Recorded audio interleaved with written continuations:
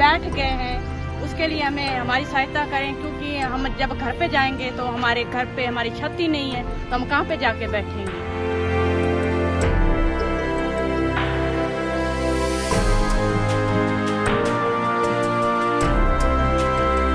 ये पानी इतना ऊपर तक आ गया, 2 दिन पहले यहाँ पानी इतना ज़्यादा था कि इनका पूरा जो घर है वो तबाह हो गया। पानी ऊपर है देखिए, और इसमें इनका खाने पीने का 1-2 मशीनें जो भी थी वो थी, सब इसमें बर्बाद हो गया।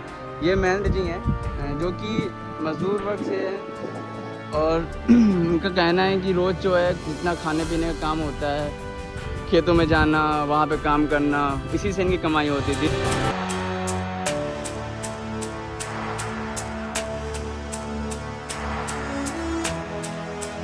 सरपंच ने, गांव के कुछ लोगों ने जाके नहर कटवाई, तब हमारा गांव डूबने से बचा है। नहीं तो हम बह जाते सारे के सारे, यहाँ पे मजदूर भी और जिम्मेदार भी, कोई एक नहीं बचता। आज तक ना SDM आया ना DC आए यहाँ पर पूछने के लिए, फतेहबाद को बचाने के लिए लगे हैं।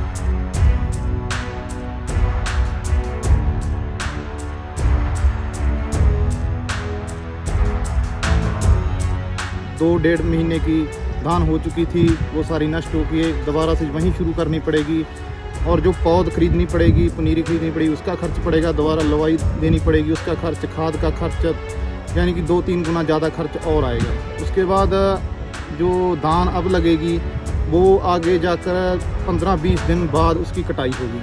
उसकी कटाई होने से ये दिक्कत पैदा होगी कि उससे पहले जो शेलर हैं या जो मंडियाँ, उनमें धान फुल हो चुकी है, जब हमारी जाएगी वो कम रेट पे बिकेगी।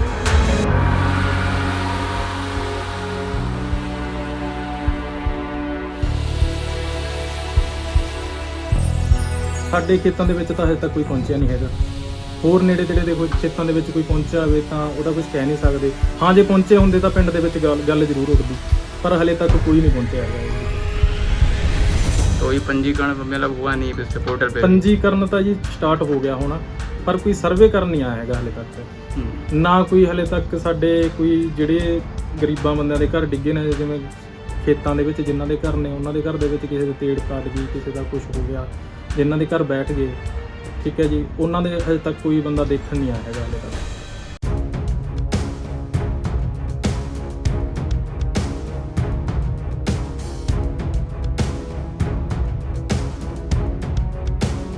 आपदा प्रबंधन है, उसमें इतना बजट आता है, तो प्रशासन की थोड़ी सी उसमें मैं अनदेखी मानूंगा, क्योंकि जो जलकुंभी घास है वो यहाँ पर उग गई थी, और जिसके कारण जो रंगोई नाले हैं या नदियाँ हैं उनकी सफाई नहीं हो पाई, और पानी का बहाव है वो आगे नहीं जा पाया, और नदियाँ ओवरफ्लो होकर जो पानी का बिखराव है वो गाँव की ओर रुक कर गया और इस तबाही का कारण बना है। जो हमारे पास जो जितनी ज़मीन थी वो तो अब इस पानी में आ गई, जहाँ 10 से 15 फीट पानी आ गया था, अब 4 फीट मौजूद है। अब हमारे खेतों में जगह नहीं है पनीरी लगाने के लिए, इसलिए हमने जो हमारे आस पड़ोस के गांव हैं जिनके पास पानी नहीं गया, उन्होंने हमारी सेवा के तौर पर अब पनीरी उगा रखी है हमारे लिए, और हमें चारा भी जितने दिन 8-10 दिन हो गए, हर रोज़ चारा लेकर आते हैं अपने खर्चे पर।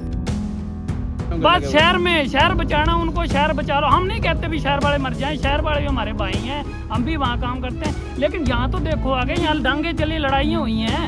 अच्छा, ये जैसे कि आपका हुआ, आपका नुकसान तो हो गया, सरकार आप बता रहे कि हवाई सर्वे करा रहे हैं, बस उसके बाद में उन्होंने पोर्टल लॉन्च कर दिया है। हाँ जी, 1 महीने तक की अवधि बढ़ा दी कि 1 महीने तक आप अपना कर सकते हैं। वो जी सभी को जिम्मेदारों को मिले तभी है। तो सर्वे कंप्लीट हुआ है, कुछ ऐसा उनकी तरफ से आया? आप तो पंचायत जुड़े हुए तो आप कुछ आइडिया रहा होगा। कल हमारे पास मैसेज आया था पटवारी साहब का, जी जिम्मेदारों कह दो, हमने गाँव से अनाउंसमेंट करवा दी।